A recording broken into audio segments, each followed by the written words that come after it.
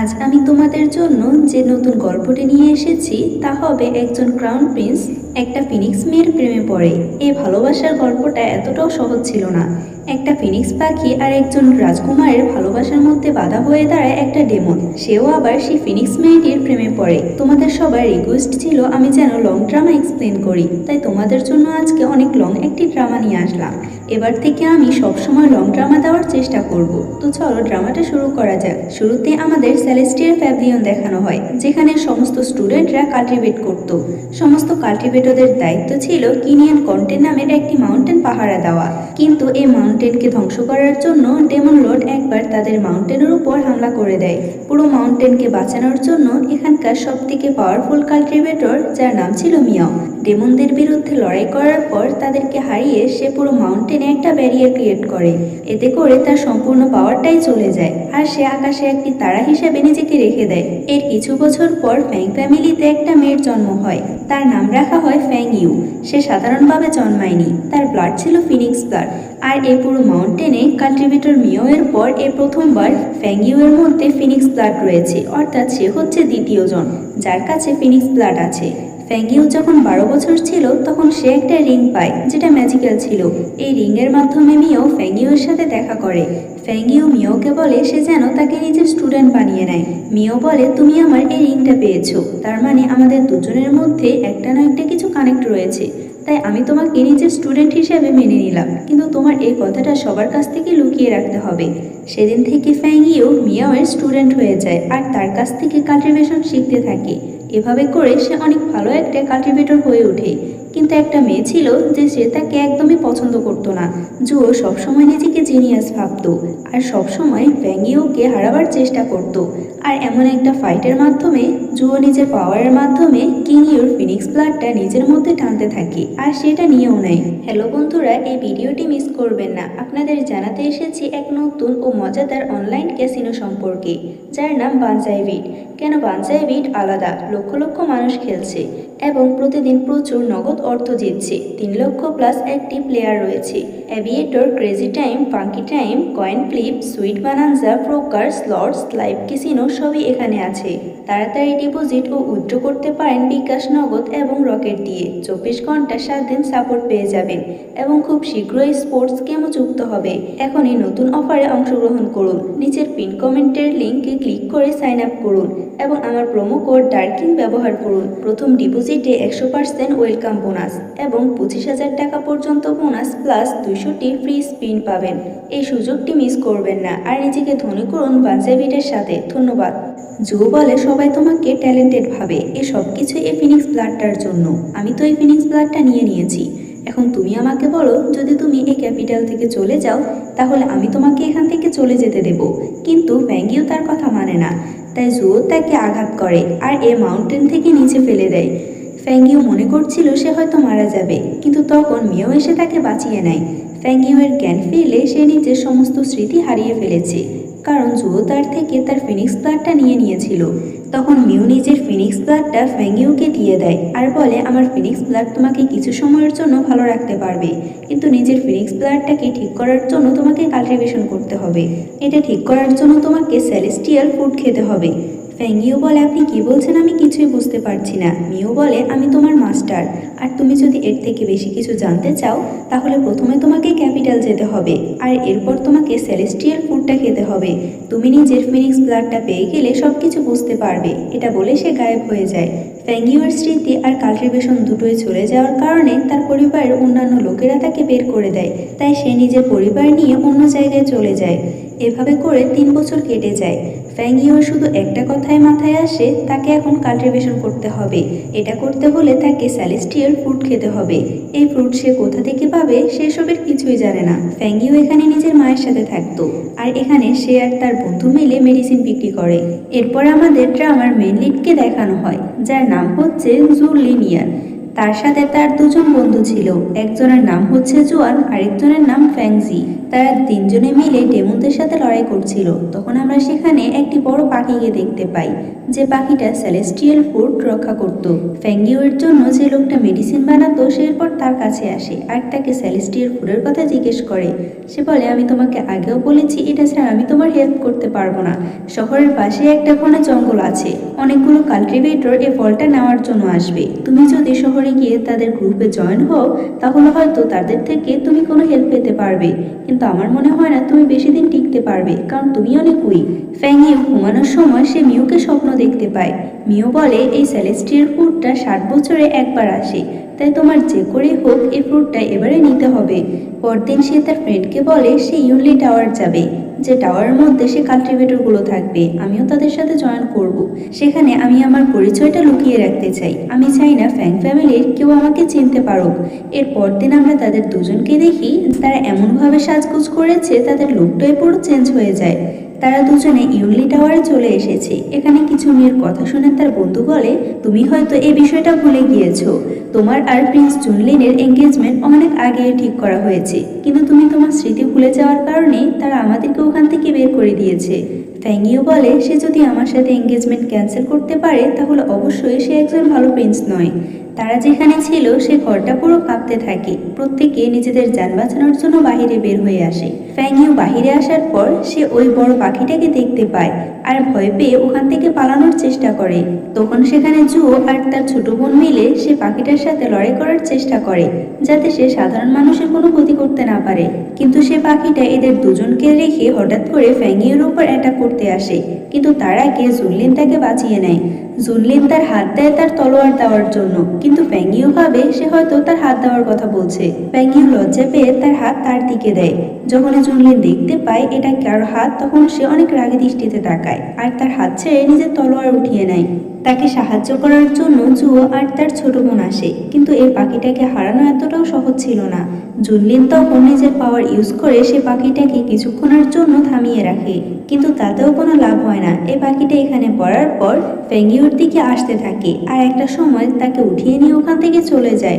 ফ্যাংইও এটা দেখে অনেক বেশি ভয় পায় আর জুনলিন তখন তাকে বাঁচানোর জন্য সেখান থেকে চলে যায়। ফ্যাংইওকে এভাবে উড়িয়ে নিয়ে যাচ্ছে দেখে সে ভাবতে থাকে, তার হাতে মরার থেকে তো আমি নিজে নিজে মরে অনেক ভালো।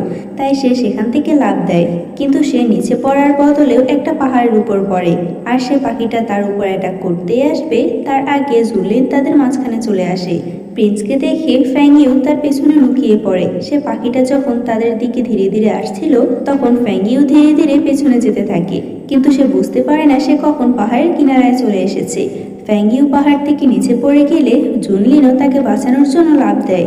জুনলিন তাকে ধরে তো ফেলে ঠিকই, কিন্তু তারা দুজনে পানিতে পড়ে যায়। ফ্যাংইও পানির উপরে উঠতে পারলেও সে প্রিন্সকে কোথাও দেখতে পায় না। অন্যদিকে জুনলিন পানির নিচে ডুবে যাচ্ছিল। আসলে তার পাওয়ার উপরে কাজ করলেও পানির নিচে কাজ করে না। এরপর আমরা ডেমনদের প্রিন্সকে দেখি, যার নাম হচ্ছে ইউমিং। ফ্যাংইও অনেক কষ্ট করে প্রিন্সকে পানির উপরে উঠিয়ে আনে, কিন্তু সে যত চেষ্টাই করুক না কেন তার হুঁশ ফেরাতে পারে না। তার মাথায় তখন আইডিয়া আসে সে তাকে শ্বাস দিয়ে তার জ্ঞান ফিরাতে পারে, কিন্তু যখনই তার ক্লোজ হয় তখনই মনে মনে বলতে থাকে, আমি মানলাম প্রিন্স অনেক হ্যান্ডসাম, কিন্তু আমার এটা করা একদমই উচিত নয়। ফ্যাংইও কোনো রকম চেষ্টা করে জুনলিনের জ্ঞান ফিরাতে পারে। অন্যদিকে আমরা ডেমনদের রাজাকে দেখি, যে নিজের ছেলেকে বলছিল সেলেস্টিয়াল ফুডটা পেকে গেছে। আমরা যতজন লোককে সেখানে পাঠিয়েছি না কেন সেই পাখিটা তাদেরকে আহত করে ফেলেছে, তাই আমি চাই তুমি এই কাজটা করো। সে বলে ওখানে শুধুমাত্র একজনই আছে, জুনবু ক্ল্যানের প্রিন্স। জুনলিনের সাথে লড়াই করে আমি তাকে খুব সহজে হারিয়ে দিতে পারবো। অন্যদিকে জুনলিন জ্ঞান ফেরার পর শুধুমাত্র ফ্যাংইওকে দেখিয়ে যাচ্ছিল। সে বলে, তুমি আমার দিকে তাকিয়ে কেন আছো? জুনলিন বলে, আমি শুধু একটা জিনিসই ভাবছি, তোমার চোখগুলো অনেক সুন্দর, কিন্তু এতটা বাজে চেহারার মধ্যে তোমার এতটা সুন্দর চোখ কোত্থেকে এলো? এটা শুনে ফ্যাংইও রেগে বলে, তুমি আমাকে এভাবে কেন বলছো? তুমি তো একজন প্রিন্স, তোমার তো আরো সুন্দর করে সবার সাথে কথা বলা দরকার, আমি তোমার সাথে যাব না। সে চলে যেতে চাইলে জুনলিন তাকে আটকায় আর বলে, আমরা এখন পয়জন ফরেস্টে আছি, তুমি আমার সাথে আসো, না হলে এখানে হারিয়ে যেতে পারবে, আর সাধারণ মানুষ এখান থেকে যেতে পারে না। এটা শুনে সে বুঝতে পারে তার মানে এই জঙ্গলটাতে আমাকে থাকতে হবে। সে না চাইতেও তখন প্রিন্সের পিছু পিছু যেতে থাকে। তারা হাঁটতে হাঁটতে কিছু মৌমাছি দেখতে পায়। এই মৌমাছিগুলো সাধারণ ছিল না, তারা মানুষদের রক্ত খেত। এটা শুনে ফ্যাং ইউ জুলিনের কাপড়ের মধ্যে লুকিয়ে পড়ে। এটা দেখে জুলিন ভাবে সে একটা সাধারণ মানুষ হয়েও সাধারণ এই মৌমাছিগুলোর থেকেও নাকি বাঁচতে পারবে না। এটা বলে সে তাকে কিছু পাওয়ার দেয় আর সেখান থেকে চলে যায়। বেচারি তো এই মৌমাছিগুলোর মধ্যে ফেসে যায় আর চিৎকার করতে থাকে তাকে বাঁচানোর জন্য। তখন সেখানে জুলিনের একটা ফ্রেন্ড চলে আসে আর সে তাকে বাঁচিয়ে নেয়। তখন জুলিনের একজন বন্ধু জুয়ান চলে আসে, যার সাথে জুয়োর ছোট বোনও ছিল। ফ্যাংজি বলে সে ফ্যাংইউকে বাঁচিয়েছে। জুয়ানের ফ্যাংইউকে ভালো লাগে না, সে ভাবে ফ্যাংইউ হয়তো কোনো স্পাই হবে। তখন জুনলিন সেখানে আসে। জুয়োর ছোট বোন বলে, আমার মনে হয় এই মেয়েটাকে আমাদের এখানে রেখে চলে যাওয়া উচিত। এটা শুনে ফ্যাংইউ বলে, তারা এমনটা কিভাবে করতে পারে? সে তো এখানকার কোনো রাস্তাও চেনে না, সে বাহিরে কিভাবে বের হবে? কিন্তু ফ্যাংজুন বলে সে তাকে তার সাথে নিয়ে যাবে। অন্যদিকে ইউমিং এই ফরজেন ফরেস্টে চলে এসেছিল আর সে ওই পাখিটাকে হারানোর জন্য তার সাথে লড়াই করতে থাকে। জুয়োর বোন নিজের বোনের নামে অনেক প্রশংসা করতে থাকে তাদের সামনে। সে বলে, আমার বোন অনেক ট্যালেন্টেড, তাই তো মাস্টার আমার বোনকে সবকিছু শিখিয়েছে, নাকি ওই মেয়েটাকে শেখাতো? ফ্যাংজি বলে, তুমি কোন মেয়ের কথা বলছো? সে বলে, সেই মেয়েটা যার নাম হচ্ছে ফ্যাং ইউ। ফ্যাং ইউ এখানে নিজের নাম ফ্যাং জিয়াও বলেছে, এজন্য তারা তাকে চিনতে পারছে না। তাদের মুখে নিজের নাম শুনে ফ্যাং ইউ এর আজব কিছু ফিল হতে থাকে। মিও এর কথা শুনে ফ্যাংজি জুনলিনের কাছে গিয়ে বলে, তুমি ছোটবেলায় বলতে ফ্যাং ইউ নাকি অনেক গর্জিয়াস একটা মেয়ে ছিল আর তুমি তাকে বিয়েও করতে চাও। এটা শুনে ফ্যাং ইউ ভাবে তার মানে প্রিন্সও আমাকে পছন্দ করে, কিন্তু আমি তো ভেবেছিলাম সে আমাকে পছন্দই করে না। জুনলিন ছোটবেলার কথা ভাবতে থাকে, যেখানে ফ্যাংজিও ফ্যাংকে পছন্দ করত। কিন্তু জুনলিন ফ্যাংজিকে বলে, ফ্যাং ইউ শুধুমাত্র আমাকে ভালোবাসে আর সে আমাকে বিয়ে করবে। ফ্যাংজি বলে, তুমি কোনো কথা কেন বলছো না? আমার তো মনে হয় তুমি এখনো তাকে পছন্দ করো, আর না হলে সে তোমাকে পছন্দ করে। ফ্যাং ইউ ভাবে, আমি আবার এই প্রিন্সকে পছন্দ করব? এটা তো অসম্ভব। ইউমিংটা এদিকে সে পাখিটাকে হারিয়ে ফেলেছে। তাদের লোকগুলো অনেক বেশি আহত ছিল। তারা বলে তাদেরকে কিছুক্ষণ এখানে রেস্ট করা দরকার। কিন্তু এই কথা শুনে ইউমিং এর একদমই ভালো লাগে না, আর সে লোকটার গলা চেপে ধরে বলে, তুমি কি ভেবেছো আমি কি সে প্রিন্সকে হারাতে পারবো না? প্রিন্স জুনলিনকে তো আমি হারিয়ে ছাড়বো। অন্যদিকে জুনলিন সেখান থেকে চলে যাওয়ার সময় ফ্যাং ইউ তার কাপড় ধরে রাখে। সে বলে, তুমি আমার কাছে কি চাও? ফ্যাং ইউ বলে, আমি জানি তোমার হাতে আঘাত লেগেছে, আমাকে শুধু সেটাতে মেডিসিন লাগাতে দাও। এরপর সে তার হাতে মেডিসিন লাগিয়ে দিচ্ছিল। ফ্যাং যখনই তার হাতটা টাচ করে তখন তার অন্য হাতে আমরা একটা চিহ্ন দেখতে পাই, যার জন্য তার অনেক কষ্ট হচ্ছিল। সে ততক্ষণে তার কাছ থেকে দূরে সরে যায়। জুনলিনের ফ্রেন্ডরা ওখানে চলে আসে আর তাকে বলে তার সাথে কি হয়েছে। জুনলিন বলে, এই মেয়েটাকে আমার কাছ থেকে দূরে নিয়ে যাও আর সে যেন আমার সামনে না আসে। সে ওখান থেকে চলে আসে আর তার বুকে অনেক ব্যথা হতে থাকে। ফ্ল্যাশব্যাকে আমাদের দেখানো হয় জুনলিনের মাস্টার তাকে বলে, তোমার শরীরে ইনসেক্ট পয়জন আছে, এটার মেডিসিন কি হতে পারে আমি তা জানি না। যখন তোমার মধ্যে লাভ ফিলিংস আসবে তখন তোমার বুক অনেক ব্যথা করতে থাকবে। যদি তুমি এই পয়জনটাকে শেষ করতে চাও তাহলে যে মেয়েটা তোমাকে সব থেকে বেশি ভালোবাসবে তার চোখের পানি লাগবে। বর্তমানে জুনলিন ভাবে তার মানে কি এটাই হচ্ছে সেই মেয়ে? কিন্তু আমি তো তাকে একদমই পছন্দ করি না, আমার এমন কোনো ফিলিংস আসার কথা নয়। সে তখন সে ফ্রুটটা নেওয়ার জন্য বেরিয়ে পড়ে আর আমরা ইউমিংকে দেখি সেও বুঝতে পেরেছে কেউ একজন সে পাখিটার কাছে গিয়েছে সেলেস্টিয়াল ফ্রুটটা নেওয়ার জন্য। সে ওখানে যেতে চায় কিন্তু সে আহত হওয়ার কারণে ওখানে পড়ে যায়। সে নিজের লোকেদেরকে আগে পাঠিয়ে দেয়। আসলে সে তো কোনো আহত ছিল না, সে এটা অ্যাক্টিং করছে, কারণ সে বুঝতে পেরেছিল জুনলিন তার কাছে আসছে। ইউমিং চাইছিল সে জুনলিনের সাথে একা লড়াই করবে, কিন্তু জুনলিন এখানে আসে আর তাকে কোনো সুযোগ না দিয়ে একটা মেডিসিন খাইয়ে দেয় আর বলে, তুমি এখন 12 ঘন্টার জন্য নিজের কোনো পাওয়ার ইউজ করতে পারবে না। ইউমিং বলে, যাই হয়ে যাক, আমি সে সেলেস্টিয়াল ফ্রুটটা নিয়েই ছাড়বো আর প্রত্যেককে দেখিয়ে দেব সব থেকে বড় কাল্টিভেটর আমি। এটা শুনে তার একটুও ভালো লাগে না আর ইউমিংকে উল্টো ঝুলিয়ে দিয়ে সে ওখান থেকে চলে যায়। জুনলিনের কাজের মধ্যে গন্ডগোল বাজাতে তখন আবার ফ্যাং ইউ চলে আসে আর সে ইউমিংকে এভাবে বাধা অবস্থা দেখে তার একটু দয়া হয় আর সে রশিটা খুলে দেয়। ইউমিং এর জ্ঞান ফিরলে সে তাকে দেখে একটু ভয় পায় আর চিল্লাতে চিল্লাতে সেখান থেকে চলে যায়। প্রত্যেকে এরপর সে ফ্রুটটা নেওয়ার জন্য সেখান থেকে বেরিয়ে পড়ে আর যাওয়ার পথে তাদের পথ আটকে অনেকগুলো ইভিল স্পিরিট। তারা সেই ইভিল স্পিরিটগুলোর সাথে লড়াই করে আর তখন জুনলিন দেখে ফ্যাং ইউ ওখান থেকে পড়ে যাচ্ছিল। তাই জুনলিন তার হাত ধরে তাকে টেনে আনতে চায়, কিন্তু অ্যাক্সিডেন্টলি তাদের মধ্যে কিস হয়ে যায়। তাদের দুজনের জন্য সিচুয়েশনটা অনেক বেশি অকওয়ার্ড হয়ে যায়। কিন্তু ফ্যাং ইউ বলে, আমার মনে হয় আমাদের কথা বলা উচিত। তুমি এই সেলেস্টিয়াল ফ্রুটটা কেন নিতে চাও? তুমি একজন প্রিন্স আর তোমার কাছে পাওয়ার দুটোই আছে। আমার তো মনে হয় এটা নেওয়ার জন্য তোমাকে রাজা পাঠিয়েছে। জুনলিন বলে, তুমি তোমার মুখটাই কিছুক্ষণের জন্য বন্ধ করো। তুমি বলো তুমি এই সেলেস্টিয়াল ফুডটা কেন নিতে চাও। ফ্যাঙ্গিও বলে, আমি একটা সাধারণ মানুষ, কিন্তু আমি তোমাকে বলবো না যে এটা আমার কেন প্রয়োজন। তারা যাবার পথে সেখানে অনেক বেশি ধোঁয়া চলে আসে। জুনলিন বলে, আমার মনে হয় আমাদেরকে আজ রাত এখানেই থাকতে হবে। ফ্যাং বলে, তোমার সাথে থেকে তো আমি অনেক বেশি বোর হচ্ছি, তুমি কি আমার জন্য একটা গান গাইতে পারবে। সে তাকে অনেকবার রিকোয়েস্ট করে। জুনলিন শেষ পর্যন্ত রাজি হয় আর সে গান গাইতে থাকে। অন্যদিকে তার বন্ধু জুয়ান যখন এই গানের সুর শুনতে পায় তখন সে বুঝতে পারে এটা তো জুনলিনের কণ্ঠ। তার গলার সুর এতটাই খারাপ যে কেউ শুনলে এটা বলে দিতে পারবে।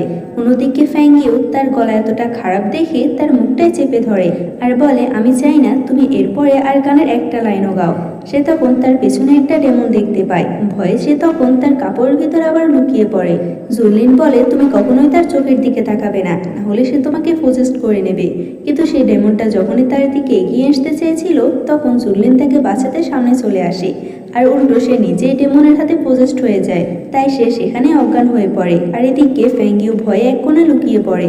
ডেমনটা যখনই তার উপর অ্যাটাক করতে যাবে সে পাখিটা তাকে বাঁচিয়ে নেয়। পাখিটা একটি এনার্জিতে কনভার্ট হয়ে যায় আর ফ্যাঙ্গিও এর মধ্যে থাকা রিংয়ের মধ্যে চলে যায়। বেচারি বুঝতেও পারে না এতক্ষণে কি হয়েছে।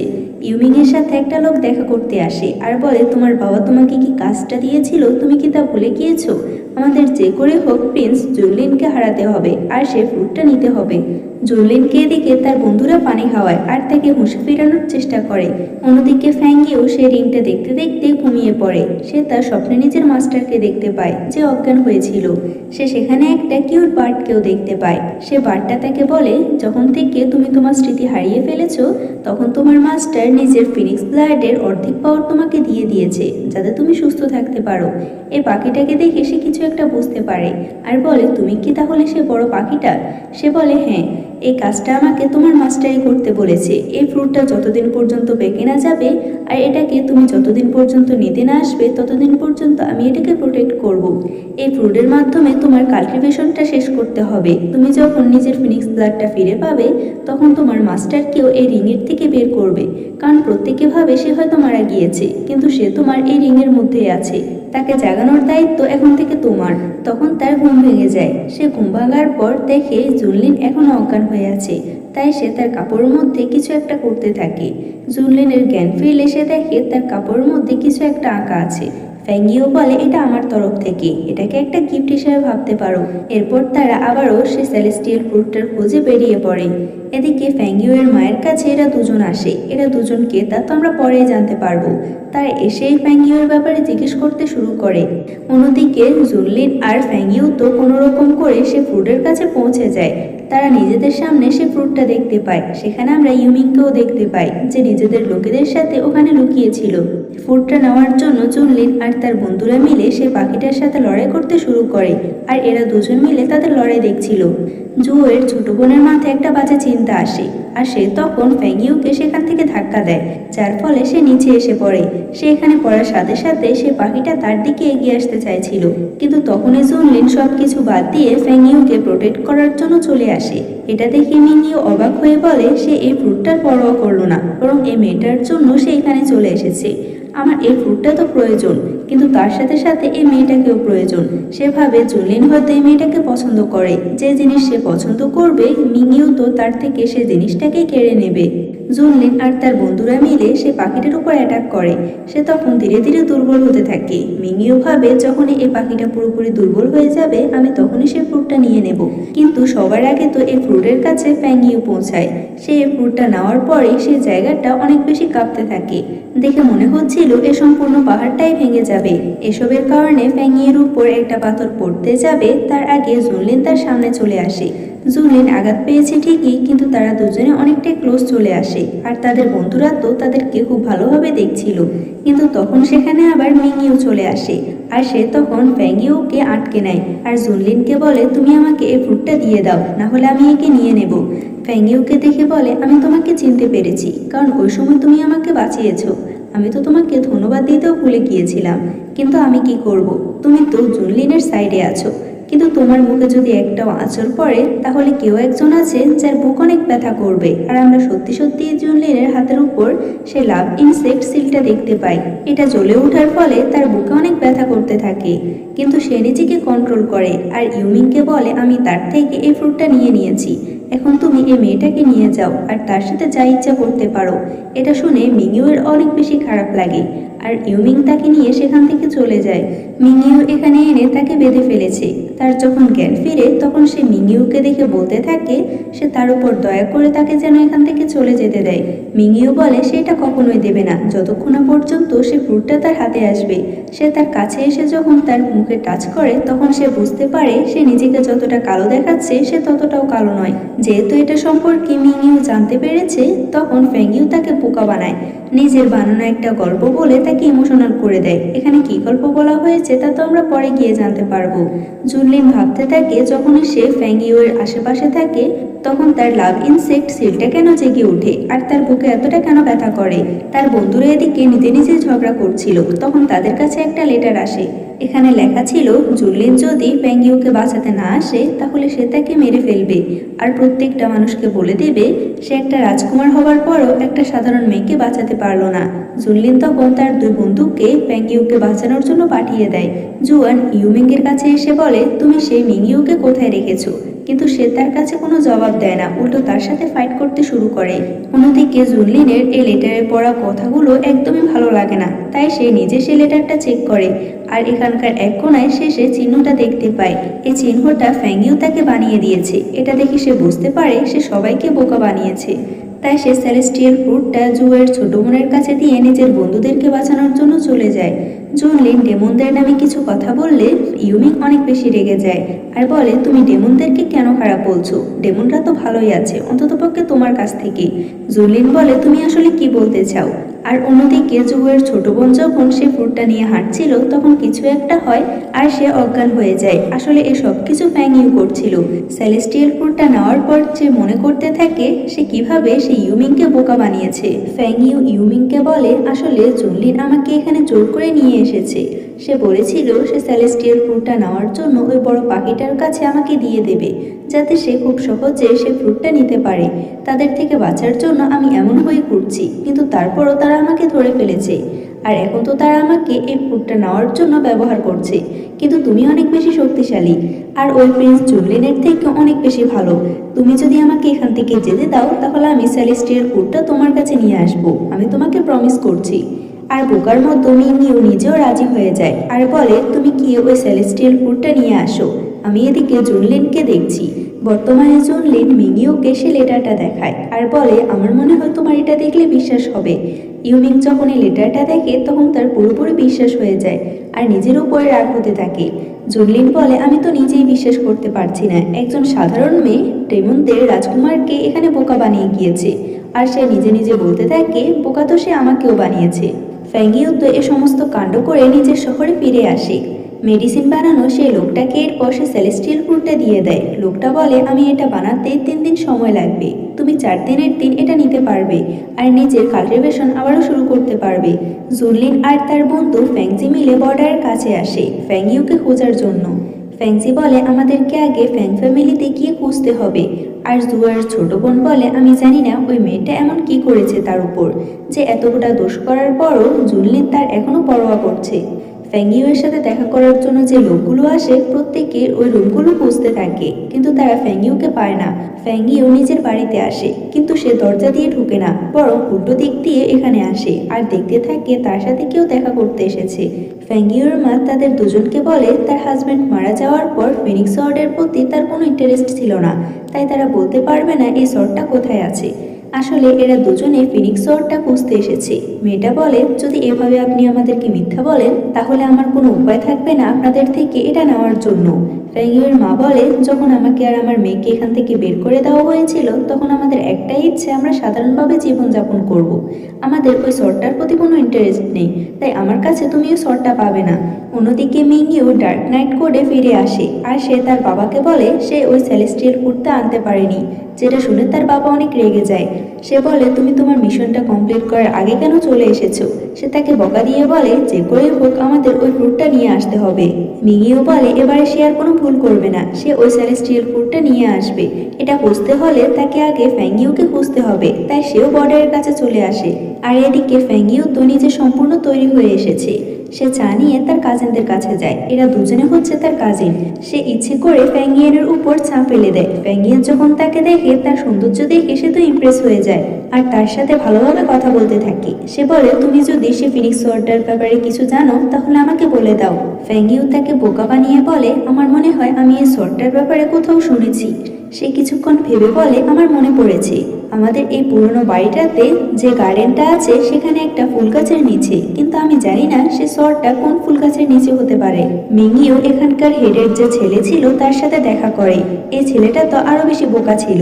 সে তাকে ফ্যাংইউয়ের ছবি দেখিয়ে বলে এই মেয়েটাকে খুঁজে দেওয়ার জন্য, কিন্তু আমার মনে হচ্ছে না কেউই ফ্যাংইউয়ের এই ছবিটা দেখলে তাকে চিনতে পারবে। এই ছেলেটার নাম হচ্ছে বাই। বাই বলে, এই ছবিটাতে তো অনেক বেশি কুৎসিত দেখাচ্ছে এই মেয়েটাকে। আমার মনে হয় আমি এই মেয়েটাকে কখনোই দেখিনি। অন্যদিকে জুনলিনও এখানে পৌঁছে গিয়েছে আর সে তখন বাইয়ের বাবার সাথে দেখা করে। তাকে বলে সে যেহেতু এখানে অনেক বছর ধরে আছে তাই সে হয়তো এই ছবির মেয়েটাকে চিনতে পারবে। মজার ব্যাপার হচ্ছে এরাও কিন্তু ফ্যাংইউয়ের আসল চেহারা বানাতে পারেনি। বাইয়ের বাবাও ফ্যাংইউকে চিনতে পারে না। অন্যদিকে ফ্যাংইউ ভাবতে থাকে তার কাজিনরা এখানে কেন এসেছে। এদিকে ফ্যাংইয়ান ওই তলোয়ারটা খোঁজার জন্য গার্ডেনে যতগুলো ফুল গাছ ছিল সবগুলোই উঠিয়ে ফেলেছে, কিন্তু সে শর্টটা কোথাও পায় না। সে ফ্যাংইউকে জিজ্ঞেস করে সে কি শিওর যে এখানে ওই শর্টটা আছে। ফ্যাংইউ বলে, আমার তো মনে আছে, কিন্তু আমার মনে হয় না এখানে পাবে তুমি, কারণ এখানকার ইনচার্জ আমাকে একটা কবিতা বলেছিল। সে এরপর কিছু উল্টোপাল্টা কথা লিখে তাকে দেয় আর বলে, তুমি যদি এই কবিতাটা পড়তে পারো আর এটার অর্থ বুঝতে পারো তাহলে হয়তো তুমি সে শর্টটা পেয়েও যেতে পারো। ফ্যাংইয়ান তো অনেক বেশি গাধা ছিল। সে বলে, তুমি একদমই চিন্তা করবে না, আমি এটার অর্থ তো খুব তাড়াতাড়ি বের করব। কিন্তু এদিকে আবার জুনিয়ান ফ্যাংইউরা যে বাড়িতে থাকতো সে বাড়িতে চলে এসেছে। ফ্যাংইউ তাকে লুকিয়ে লুকিয়ে দেখতে থাকে। সে ভাবে, আমি তো তাদেরকে আমার নাম ফ্যাংজিয়াও বলেছি, তাহলে তারা আমার ঠিকানা কোথায় পেল যে তারা এখানে চলে এসেছে। তার দুই কাজিন প্রিন্সকে এখানে দেখে অনেক বেশি খুশি হয় আর তাকে এখানে ওয়েলকাম জানায়। অন্যদিকে ফ্যাংইউ নিজের মুখে কাপড় বেঁধে নেয় আর বলতে থাকে তাকে যে করে হোক এখান থেকে পালাতে হবে, কিন্তু পালানোর সময় তার কাপড় সেখানে আটকে যায়। ফ্যাংইউ কিছু করার আগে জুনলিন সেখানে শব্দ পায় আর ওখানে সে তখন ফ্যাংইউকে দেখতে পায়। সে প্রথমে তাকে চিনতে পারে না, কিন্তু হঠাৎ করে সেখানে অনেক হাওয়া বইতে থাকে আর যার কারণে তার মুখের কাপড়টা সরে যায়। জুনলিন এই প্রথমবার ফ্যাংইউকে দেখছে। তার এতটা সৌন্দর্য দেখে সে কিছুক্ষণের জন্য থমকে যায়। ফ্যাংইউ তার কাছে আসলে সে তার কাপড়টা ফিরিয়ে দেয় আর তার মেয়ের এসে তাকে ওখান থেকে চলে যেতে বলে। ফ্যাংইউ সেখান থেকে যাওয়ার পর এরা তিনজনে বলতে থাকে ফ্যাংইউ কতটাই না বোরিং হয়ে গিয়েছে। আসলে এরা দুজনে ফ্যাংইউকে চিনতেই পারেনি। তারা তো ভেবেছিল হয়তো ফ্যাংজিও আর ফ্যাংইউ আলাদা লোক। যাই হোক, ফ্যাংইউ যেদিকে চলে গিয়েছে জুনলিন সেদিকেই তাকিয়ে থাকে। তারা সেখানে ফ্যাংজিউকে পায় না। এরপর দুটো মহিলাকে জিজ্ঞেস করে এখানকার সব থেকে ভালো ওষুধ কে বিক্রি করে। ফ্যাংইউ সে লোকটার কাছে এসে বলে এই মেডিসিনটা বানাতে তার কতদিন সময় লাগবে। সে লোকটা বলে, আমি তো তোমাকে বলেছিলাম 4 দিনের দিন তুমি এটা নিয়ে আসতে পারবে। ফ্যাংইউ বলে, আমি কি করব, কারণ ওই প্রিন্সটা তো আমার পেছনেই পড়ে আছে। আর তখনই আমরা জুনলিনকে ওখানে আসতে দেখতে পাই। তাকে দেখে তো সে অনেক অবাক হয় আর বলে, তুমি আমাকে খুঁজতে খুঁজতে এখানে কিভাবে চলে এসেছো। সে নিজেকে বাঁচানোর জন্য নতুন একটা ড্রামা শুরু করে আর অনেক ইমোশনাল কথা বলতে থাকে, কিন্তু আমরা জুনলিনকে দেখে স্পষ্ট বুঝতে পারি ফ্যাংইউ যে মিথ্যে বলছে সেটা বুঝতে পারছে। ফ্যাংইউ তার ড্রামাটা চালিয়ে যাচ্ছিল, কিন্তু জুনলিন তাকে ধরে ফেলে আর বলে, তুমি এখন থেকে এখানে নয় বরং ফ্যাংমিনশনে থাকবে। তার তো অবস্থা খারাপ হয়ে যায়। অন্যদিকে ইউমিং ফ্যাংইউয়ের সেই ছবিটা নিয়ে তাকে খুঁজতে থাকে। জুনলিন আর তার বন্ধুরা মিলে এরপর ফ্যাংইউয়ের বাড়িতে চলে আসে আর তারা আজ রাতটা এখানেই থাকবে।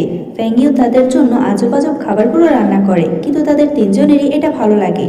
ফ্যাংইউ বলে, আমি জানি না এরা এখন কি বলবে, তারা কি আমাকে সত্যিই চিনতে পেরেছে। তখন ফ্যাংজি বলে ওঠে, আমার কেন জানি ফ্যাংইউকে ফ্যাংজিওর মতো লাগছে। এটা শুনে ফ্যাংইউয়ের কাশি আসতে থাকে আর বলে, কে এই ফ্যাংজিয়াও।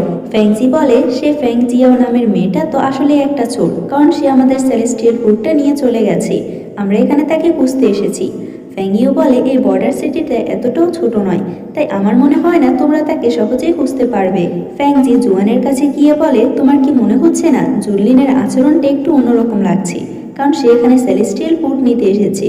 কোনো কিছু না পেলে সে তো অনেক রেগে যায়। এখানে ফ্যাং জিয়াওকে না পাওয়ার পরও সে কোনোভাবে রিয়েক্ট করছে না।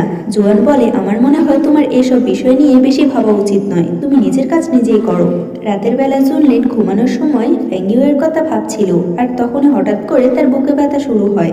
পরদিন সকালে আমরা ইউমিংকে দেখি যে ওই লোকটার কাছে পৌঁছে গিয়েছে, আর তাকে অনেক টর্চার করার পর বলে সে সেলেস্টিয়াল ফ্রুটটা আর ওই মেয়েটা কোথায় আছে।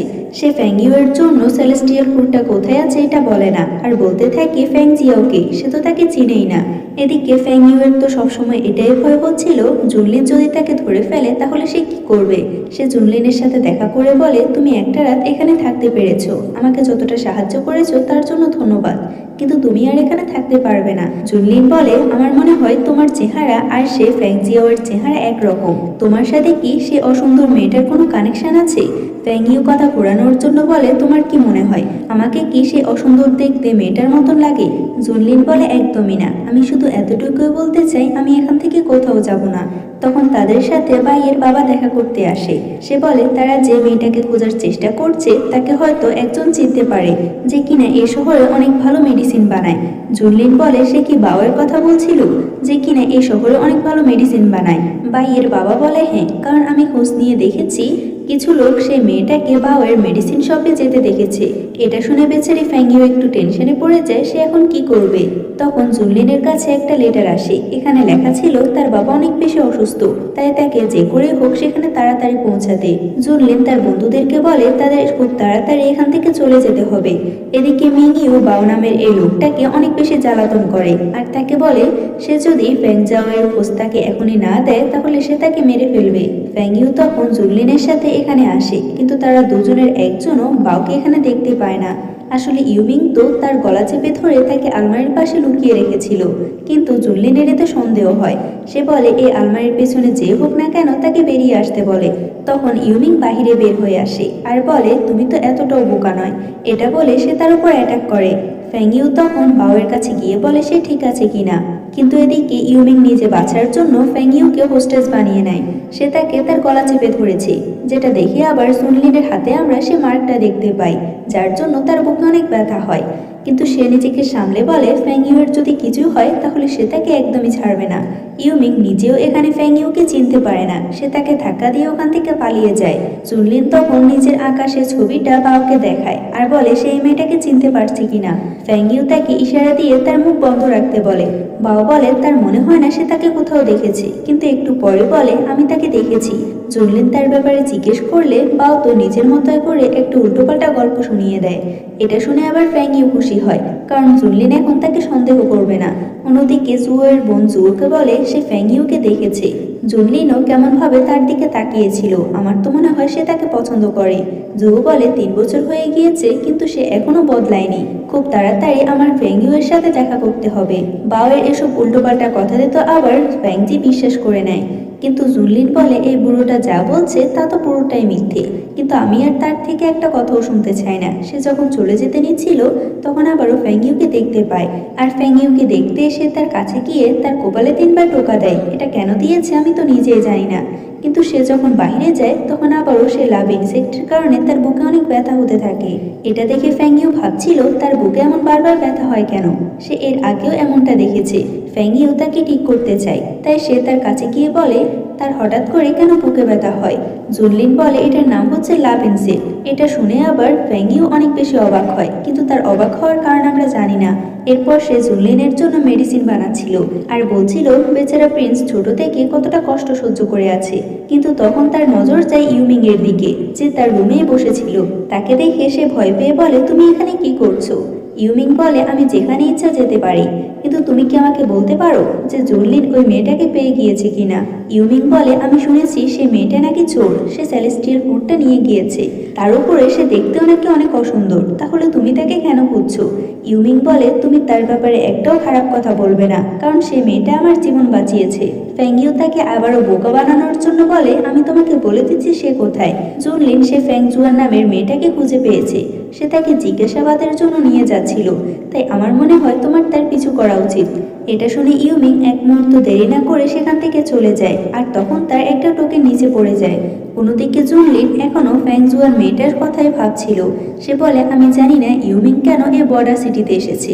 সেও কি ফ্যাংজুয়ানকে খুঁজতে এসেছে? তার তখন মনে পড়ে সে যখন প্রথমবার ফ্যাংইউয়ের গলা চেপে ধরেছে, তখন সে বলেছিল, আমার মনে হয় আমি তোমাকে কোথাও দেখেছি, তোমার চেহারা অনেকটাই ফ্যাংজিওয়ের মতো লাগছে। এটা ভেবে জুনলিন ভাবতে থাকে, আসলেই কি সে মেয়েটা ফ্যাংইউ? ফ্যাংইউয়ের উপর জুনলিনের সন্দেহ হওয়ায় সে এরপর তার সাথে একা কথা বলতে আসে আর বলে, আমার মনে হয় আমাদের এখন বাউয়ের কাছে যাওয়া উচিত, কারণ আমাকে ফ্যাংজিওয়ের খোঁজ নিতে হবে।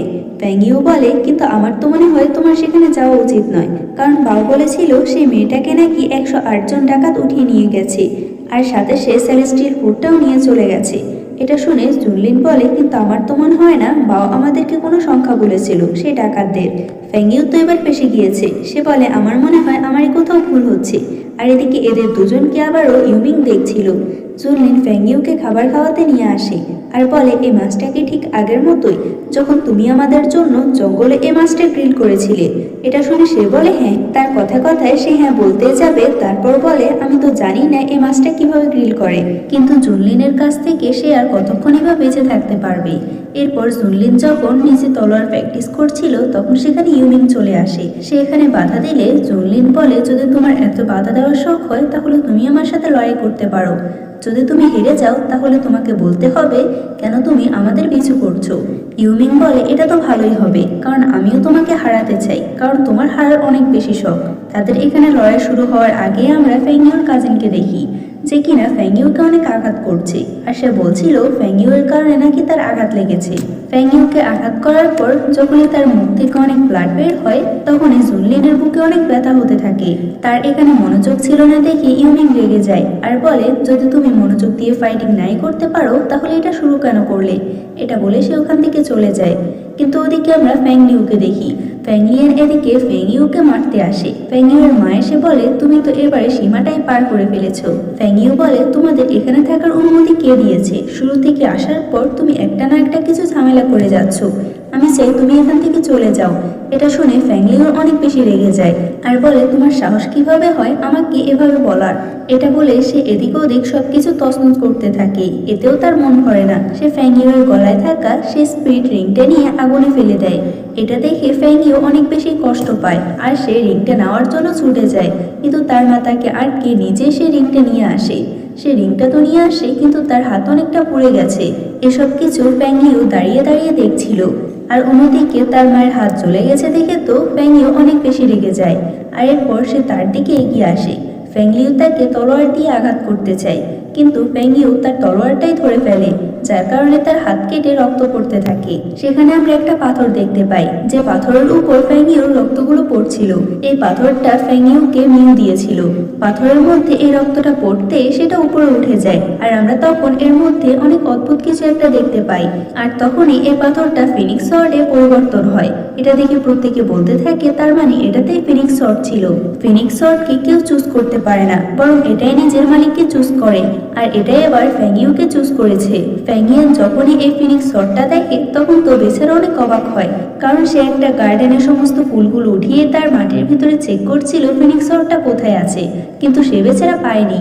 অন্যদিকে এই শটটার কারণে ফ্যাংইউর চোখ লাল হয়ে যায়। এটা দেখে আমরা বুঝতে পারি ফ্যাংইউ হয়তো একটা ফিনিক্সে পরিবর্তন হবে, কিন্তু ফিনিক্স শটটা তার হাত থেকে ছুটে যাওয়ার কারণে ফ্যাংইউ নিচে পড়ে অজ্ঞান হয়ে যায়। তখন আমরা জুওকে এখানে আসতে দেখি, যে এতক্ষণ লুকিয়ে লুকিয়ে সবকিছু দেখছিল। সে এসে ফ্যাংলিয়ানকে বকা দিতে শুরু করে যে সে কার অনুমতি নিয়ে তার সাথে এমন করেছিল। সে সবার সামনে ভালো হতে চাইছে এ কারণেই, কেননা সেখানে জুলিয়ান আসছিল। ফ্যাংইউ নিজের রুমে শুয়েছিল, তখন জুলিয়ান তার সাথে দেখা করতে আসে আর তাকে একটা মেডিসিন খাইয়ে বলে, তোমার সাথে যা হয়েছে তার জন্য আমিই দায়ী। আমি যদি এখানে না থাকতাম হয়তো তোমার সাথে এমনটা হতো না। সে বাহিরে কারো আওয়াজ শুনে সেখানে যায়। সেখানে গিয়ে ইউমিং এর যে পড়ে থাকা টোকেনটা ছিল সেটা জুনলিন দেখতে পায়, আর এটা দেখে বুঝতে পারে এটা ইউমিং এর। সে বলে, আমি জানি না ইউমিং আমার কাছ থেকে আর কি কি লুকিয়ে রাখবে। এরপর আমরা জুনলিনের বাবাকে দেখি, যে সবাইকে বলছিল সে এখন রিটায়ার করতে চায়, এজন্য তারপরে এই রাজ্যের কাজ কে সামলাবে। প্রত্যেকে রানীর নাম চুজ করে। রানী এটাতে খুশি হলেও তখন জুনলিনের গ্র্যান্ডপা চলে আসে। তার নামও হচ্ছে ফ্যাং, এজন্য আমি তাকে এল্ডার ফ্যাং বলবো। এল্ডার ফ্যাং বলে যদি সে এখন রিটায়ার করতে চায় তাহলে তার বদলে সে এই রাজ্যের দায়িত্ব সামলাবে। জুনলিনের বাবা খুশি হয়ে বলে তাহলে তো আমি নির্দ্বিধায় এই কাজটি আপনাকে দিয়ে দিতে পারি, কারণ আমার পরে আপনি এই রাজ্যটাকে খুব ভালোভাবে সামলাতে পারবেন। জো ফ্যাংলিয়ানকে বলে আমি জানি তুমি জুনলিনকে পছন্দ করো, কিন্তু এবার তুমি ফ্যাংইওর উপর একটু বেশি সিরিয়াস হয়ে অ্যাটাক করেছো। আমি চাই না তুমি দ্বিতীয়বার আর এমন কাজ করো। ফ্যাংলিয়ান তার কাজের জন্য তার কাছে ক্ষমা চায়। জো ভাবতে থাকে আমি 3 বছর আগে যে ফ্যাংইওকে মেরে ভাগিয়েছিলাম সে তো এরকম নয়। খুব তাড়াতাড়ি আমার ফ্যাংইওর ব্যাপারে কিছু করতে হবে যাতে সে জুনলিনের আশেপাশেও না থাকতে পারে। সে এরপর ফ্যাংইওর সাথে দেখা করতে আসে আর তার সাথে এসে সে খুব ভালোভাবে কথা বলছিল। ফ্যাংইও জানতো না 3 বছর আগে তার কাল্টিভেশন যে নিয়েছিল এটা জুয়োই ছিল, তাই সেও তার সাথে ভালোভাবে কথা বলে। এদিকে জুনলিনের কাছে তার বাবার একটা লেটার আসে। তার বাবা সেখানে বলেছিল সে খুব তাড়াতাড়ি সেলেস্টিয়াল ফুডটা নিয়ে আসতে। এটা পড়ে সে অনেক টেনশনে পড়ে যায়, কারণ সে এখন পর্যন্ত সেলেস্টিয়াল ফুড তো দূরে থাক সে মেয়েটারই খোঁজ পায়নি।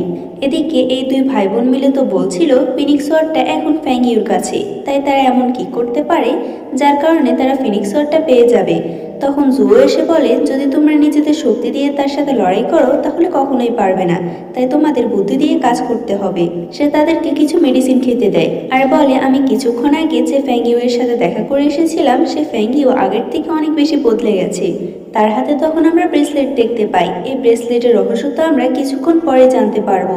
এই দুই ভাই বোন মিলে এখনো প্ল্যান করছে। ফ্যাংইয়ান বলে আমার কাছে একটা ভালো প্ল্যান আছে, যদি আমরা জুনলিনের সাথে ফ্যাংইওর বিয়ে দিয়ে দিই তাহলে তার আর কোনো অধিকার থাকবে না এই ফিনিক্স ওয়ার্ডের উপর, সে তো অন্য ক্ল্যানের হয়ে যাবে। তাই আমার মনে হয় আমাদের এই প্ল্যানটাই কাজে লাগানো উচিত। জুয়ো এদিকে নিজের ব্রেসলেটটাই দেখছিল। 3 বছর আগে সে যখন ফ্যাংইওর কাছ থেকে তার ফিনিক্স স্পিরিটটা নিয়েছিল তখন সেটা সে একটা বক্সের মধ্যে রেখে দেয়, কিন্তু তার ভয় ছিল এই ফিনিক্স ব্লাডের কারণে তার কোনো ক্ষতি হয় নাকি। তখন সেখানে সেলেস্টিয়াল প্যালেসের লিডার আসে যে হচ্ছে জুয়োর মাস্টার। সে জুয়োকে সাহায্য করে আর তাকে একটি আইস ব্রেসলেট দেয়। এই ব্রেসলেটের মাধ্যমে ফ্যাংইওর ফিনিক্স ব্লাড এটার মধ্যে রাখলে কেউই এটা বুঝতে পারবে না আর তারও কোনো ক্ষতি হবে না। অন্যদিকে আমরা ফ্যাংইওকে দেখি যে ফিনিক্স ওয়ার্ডটা চালানোর চেষ্টা করছে, কিন্তু তার কোনো আইডিয়া ছিল না এটা সে কিভাবে চালাবে। তখন আমরা জুয়োকে দেখি তার কাছে এসে বলে আমি তোমার জন্য কিছু মেডিসিন নিয়ে এসেছি, এতে তোমার কাল্টিভেশন ফিরে আসবে না, কিন্তু তোমার শরীরের জন্য এই মেডিসিনগুলো ভালো হবে। সে তার হাতে ফিনিক্স শর্ট দেখে বলে তুমি কি এটা চালাতে পারছো না? ফ্যাংইও বলে না, কারণ আমার কাল্টিভেশন যাওয়ার পর আমার মধ্যে যতগুলো স্পিরিট এনার্জি ছিল সবগুলো চলে গিয়েছে, তাই আমি জানি না এটা কিভাবে চালাতে হয়। জুয়ো হেসে বলে তাহলে আমি তোমাকে এটা চালানো শেখাতে পারি। এটা দেখে স্পষ্ট বোঝা যায় সে ফ্যাংইওর জন্য নতুন কিছু চাল চালছে। যাই হোক এটা তো আমরা পরবর্তী পার্টেই জানতে পারবো। আজকের এই পার্টটা এ পর্যন্তই। তোমরা সবসময় বলো লং ড্রামা দেওয়ার জন্য, তাই আমি আজকে চেষ্টা করলাম লং ড্রামা দিতে। এরপর থেকে আমি সবসময় লং ড্রামা দেওয়ার চেষ্টা করব। আল্লাহ হাফেজ।